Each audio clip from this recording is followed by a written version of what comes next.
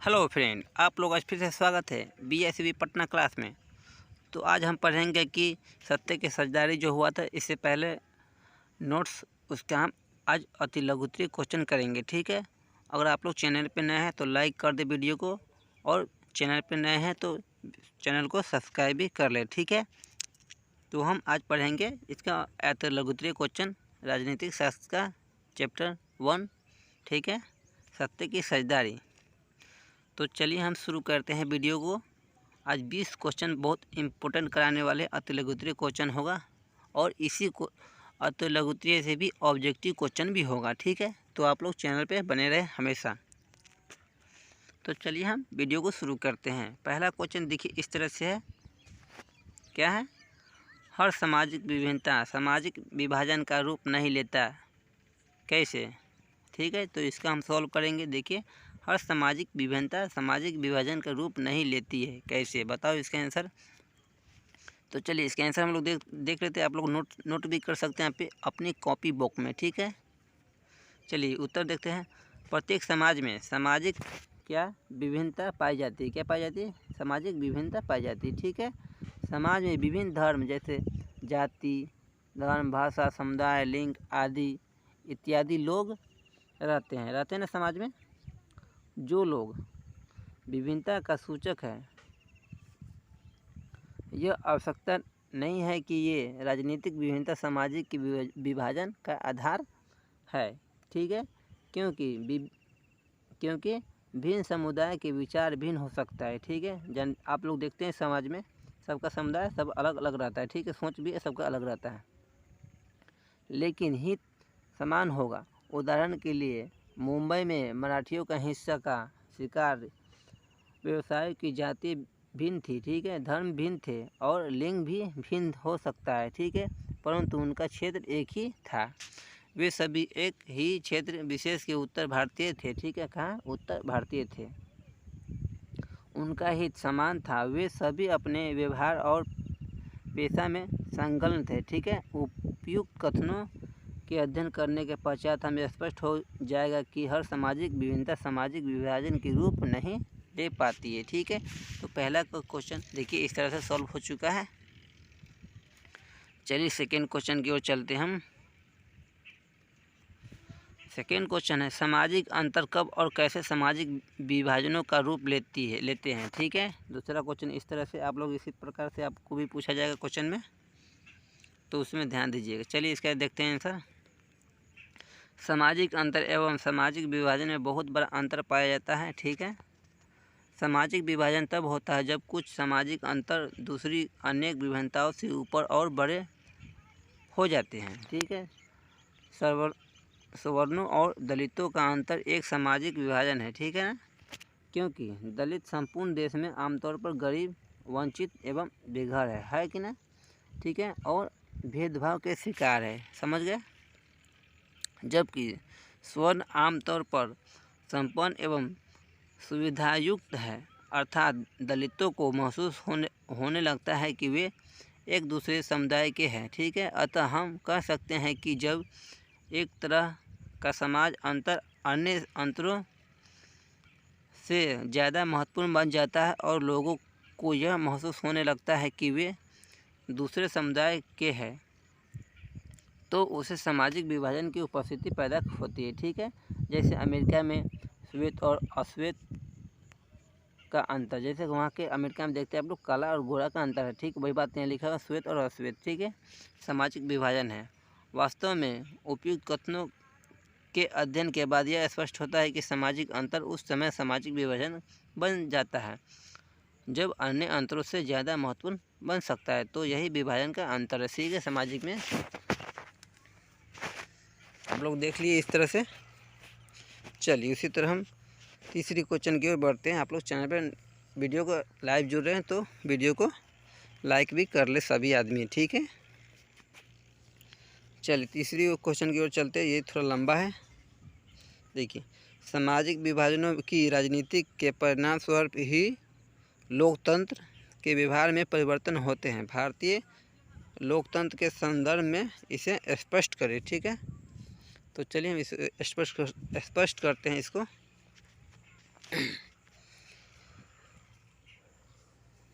इसको देखते हैं। सामाजिक विभाजन दुनिया के अधिकतर देशों में किसी न किसी रूप में मौजूद है, ठीक है, और यह विभाजन राजनीतिक रूप अख्तियार करती है।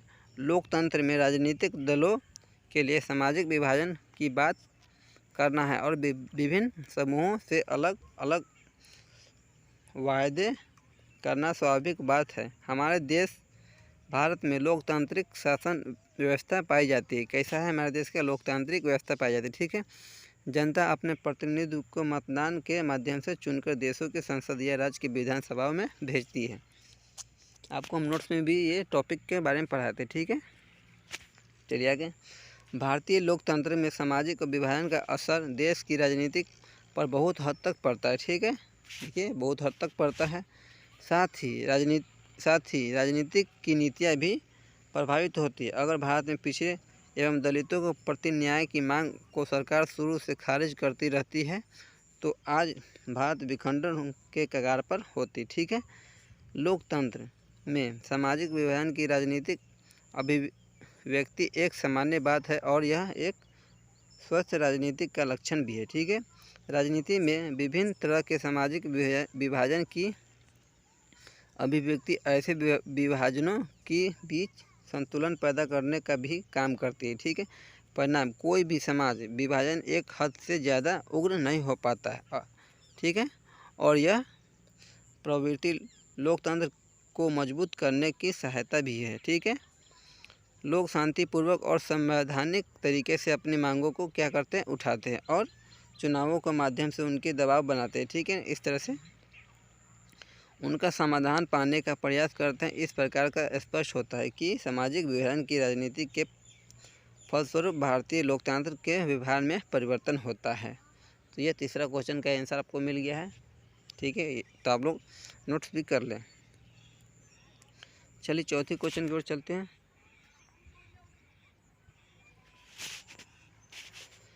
सत्तर के दशक में कितना 70 यानी 1970 के दशक से आधुनिक दशक के बीच भारतीय लोकतंत्र का सफर सामाजिक न्याय के संदर्भ में का संक्षिप्त वर्णन कीजिए। चलिए उस दशक को हम लोग देखते हैं। 70 के दशक के पहले, ठीक है, 70 के दशक के पहले भारत की राजनीतिक स्वर्ण सुविधा प्रस्त हित समूहों के हाथों में थी, ठीक है। अर्थात 1967 तक भारतीय राजनीतिक में स्वर्ण जातियों की रहना 70 से 90 के दशक के बीच स्वर्ण और मध्यम पिछड़े के उपरांत पिछड़ी जातियों का वर्चस्व तथा दलित की जागृति की अवधारणाएं राजनीतिक गलियारों में उपस्थित दर्ज कराती रही, ठीक है, और नीतियों को प्रभावित करती रही। भारतीय राजनीति के इस महामंथन में पिछड़े और दलित का संघर्ष प्रभावी रहा, ठीक है। आधुनिक दशक के वर्षों में राजनीति का पलड़ा दलितों में महादलितों के पक्ष में क्या था? झकता दिखाई दे रहा था। सरकार की नीतियाँ के सभी क्या थे? परिदृश्यों के दलित न्याय की पहचान सबके केंद्र बिंदु पर बनाया गया है, ठीक है। तो आपको चौथा का आंसर देखिए 1970 के दशक किस तरह से दशक था, देख लिए उस समय का राजनीति कैसा था, तो देख लिए आप लोग। चलिए पांचवें क्वेश्चन की ओर चलते हैं। सामाजिक विभाजनों की राजनीति का परिणाम किन किन चीज़ों पर निर्भर करती हैं, ठीक है। तो इसको हम देखते हैं किन किन बातों पर निर्भर करती है, तो आप लोग ध्यान से सुने, ठीक है। चलिए सामाजिक विभाजन की राजनीति के 3 तत्वों पर निर्भर करती है। कितने पर? तो 3 तत्वों पर निर्भर करती है। पहला देखते हैं, देखिए लोगों अपनी पहचान स्व अस्तित्व तक ही सीमित रखना चाहते हैं क्योंकि प्रत्येक मनुष्य में राष्ट्रीय चेतन के अलावा उपराष्ट्रीय या स्थानीय चेतन भी होते हैं, ठीक है। कोई एक घटना बाकी चेतनाओं की कीमत पर उग्र होने लगती है तो समाज में असंतुलन पैदा हो जाता है, ठीक है। भारत के संदर्भ में कहा जाता है कि जब तक बंगालियों का, तमिलनाडु तमिलों का, महाराष्ट्र मराठियों का और असम असमियों का, गुजरातियों का कि भगवान का दमन नहीं होगा, ठीक है, जब तक तब तक भारत की अखंडता, एकता एवं सामंजस्य खतरों में रहेगा। अतएव उचित यही है कि पहचान के लिए सभी चेतनाओं अपनी अपनी मर्यादा में रहे, ठीक है, और एक दूसरे की सीमा में दखल ना दे, ठीक है। चलिए आगे देखते हैं।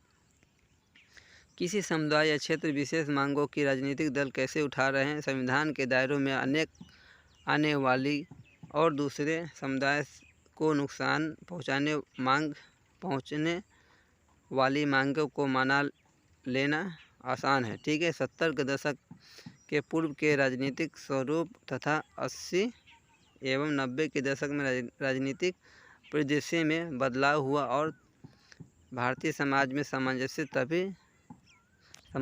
अभी तक क्या है, बरकरार है। चलिए तीसरे देखते हैं। सामाजिक विभाजन के राजनीतिक का परिणाम सरकार के खर्च पर भी निर्भर करता है। यह भी महत्वपूर्ण है कि सरकार इन मांगों पर क्या प्रक्रिया व्यक्त करती है। अगर भारत में पिछड़े एवं दलितों को प्रति न्याय की मांग को सरकार शुरू से ही खारिज रहती है तो आज भारत के बिखराव के कगार पर क्या होता, ठीक है। लेकिन सरकार ने इसके सामाजिक न्याय को चिन्ह मानते हुए सत्ता में साझेदारी बनाया और उसके देश की मुख्य धारा को जोड़ने का ईमानदारी से प्रयास किया। फलतः छोटे संघर्ष में बावजूद की भी भारतीय समाज की समरस और सामंजस्य स्थापना की स्थापित, ठीक है। तो इस तरह से आपको चौथा के आंसर भी मिल गया। चलिए छठी क्वेश्चन को चलते हैं। सामाजिक विभाजनों को संभालने के संदर्भ में इनमें से कौन सा बयान लोकतंत्र व्यवस्था पर लागू नहीं होगा, ठीक है। तो देखिए क इस तरह से, तो सबको हम बारी बारी से आंसर लेंगे। पहला क में है लोकतंत्र राजनीतिक प्रतिद्वंद्विता को चलते सामाजिक विभाजनों की छाया राजनीतिक पर भी पड़ता है, ठीक है। लोकतंत्र में विभिन्न समुदाय के लिए शांतिपूर्वक ढंग से अपनी शिकायतों जाहिर करना संभव। देखिए इस तरह से 4 क्वेश्चन इसको हम सॉल्व करेंगे। पहला उत्तर देख लीजिए क्या, लोकतंत्र राजनीतिक प्रतिद्वंद्वी के चलते सामाजिक विभाजनों की छाया राजनीतिक पर भी पड़ता है। किस पर? राजनीतिक पर। चलिए सातवें देखते हैं। निम्नलिखित 3 बयानों पर विचार कीजिए। क में जहाँ सामाजिक अंतर एक दूसरे से टकराते हैं और ख में यह संभव है तो एक व्यक्ति की कई पहचान हो। ग में सिर्फ भारत जैसे बड़े देशों में ही सामाजिक विभाजन होते हैं। इस बयानों में कौन से बयान सही है? इसमें कौन सा है? तो आपको उत्तर मिलेगा ब, यानी कि के और ख, क और ख, ठीक है। तो आपको आंसर मिलेगा क और ख। चलिए 8वीं के 1 नंबर देख लें। निम्नलिखित व्यक्तियों में से कौन सा लोकतंत्र के रंग भेद का विरोध नहीं करते हैं? तो इसका आंसर हो जाएगा आपको 3 नंबर, ठीक है। चलिए 9 में देखते हैं। निम्नलिखित का मिलान कीजिए। इसका मिलान कीजिए, आप लोग भी देख सकते हैं। चलिए इसके बाद 10वीं क्वेश्चन आ चुका है। भावी समाज में लोकतंत्र की जिम्मेवारी और उद्देश्य पर एक अच्छी टिप्पणी लिखिए। चलिए इसको हम सॉल्व करते हैं, ठीक है। तो इसको सॉल्व करते हैं। वर्तमान में लोकतांत्रिक शासन व्यवस्था संसार के अधिकतर देश अपना रहे हैं, ठीक है, क्योंकि लोकतंत्र में लोगों को कल्याण की बातों को प्रमुखता दी जाती है, ठीक है। आज लोकतंत्र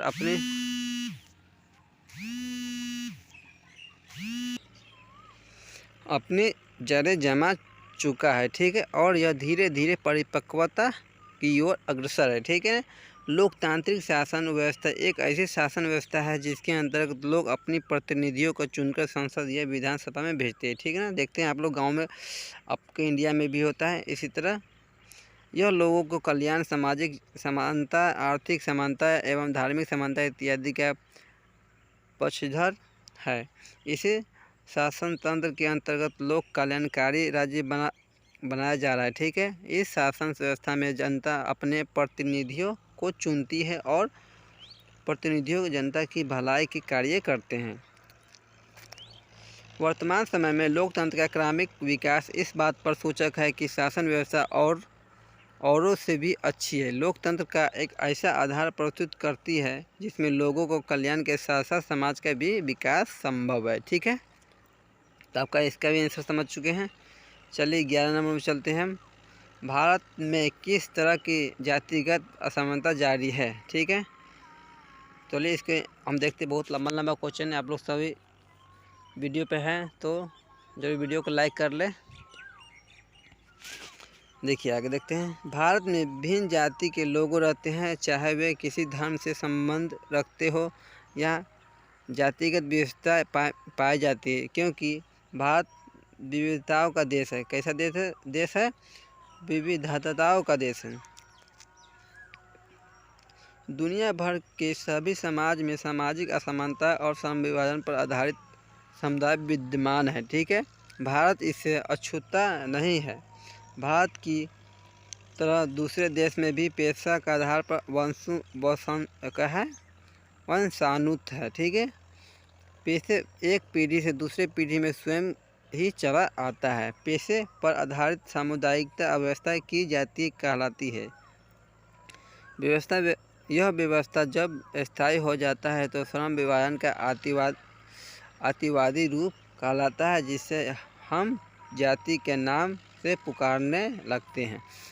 यह एक खास अर्थ में समाज के दूसरे समुदाय से भिन्न हो सकता है। इस प्रकार के वंशानुगत पेशा पर आधारित समुदाय, जिसे हम जाति कहते हैं, की स्वीकृति रीति रिवाज से भी हो जाती है। इसकी पहचान एक अलग समुदाय के रूप में होती है और यह समुदाय के से भी व्यक्तियों की एक अन्य मिलती जुलती पेशा है। इनके बेटे बेटियों की भी सदा आपस में समुदाय में ही रहते हैं और खान पान भी समान समुदाय में ही होते हैं। अन्य समुदाय में इनके संतानों का शादी न हो सकती है।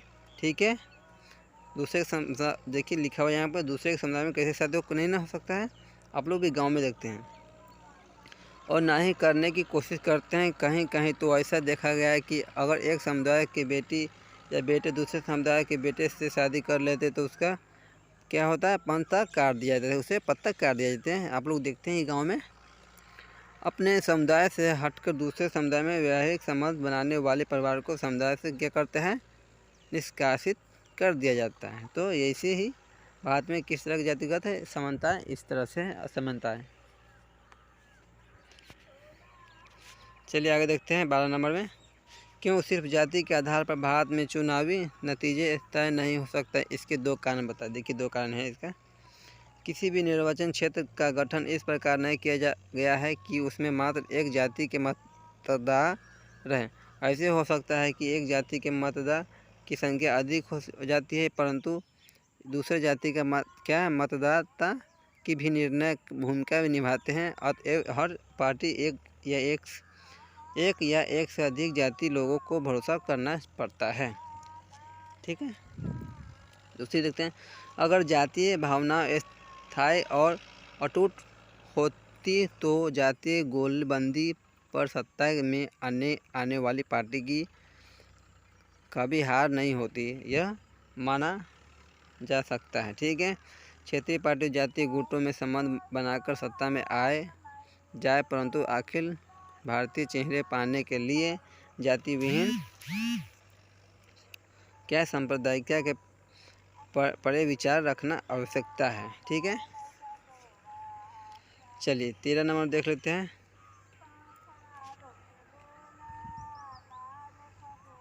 विभिन्न तरह की सांप्रदायिकता राजनीति का ब्यौरा दें और सबके एक एक क्या है उदाहरण दें। ठीक है, चलिए इसके देखते हैं। जब हम यह कहना आरंभ करते हैं कि धर्म की समुदाय का निर्माण करता है तो सांप्रदायिक राजनीति का जन्म होता है और इस अवधारणाओं पर आधारित सोच की सांप्रदायिकता कहलाती है। हम प्रत्येक दिन सांप्रदायिकता की अभिव्यक्ति देखते हैं, महसूस करते हैं। यह धार्मिक पूर्वाग्रह, परंपरागत धार्मिक अवधारणाएं एवं एक धर्म से दूसरे धर्म के श्रेष्ठता मानने की मान्यता है। सांप्रदायिकता की सोच पर यह अपने धार्मिक समुदाय की प्रमुख राजनीति में बरकरार रखना चाहिए। जो लोग बहुसंख्यक समुदाय में के होते हैं उनकी यह कोशिश बहुसंख्यक का रूप ले लेती है। ठीक उदाहरण जैसे श्रीलंका में कौन सा जाति है, सिंह लियो का बहुसंख्यावाद है। यहाँ लोग तांत्रिक रूप से निर्वाचन सरकार ने भी सिंहली समुदाय की प्रभुत्व कायम करने के लिए अपने बहुसंख्या का तहत है।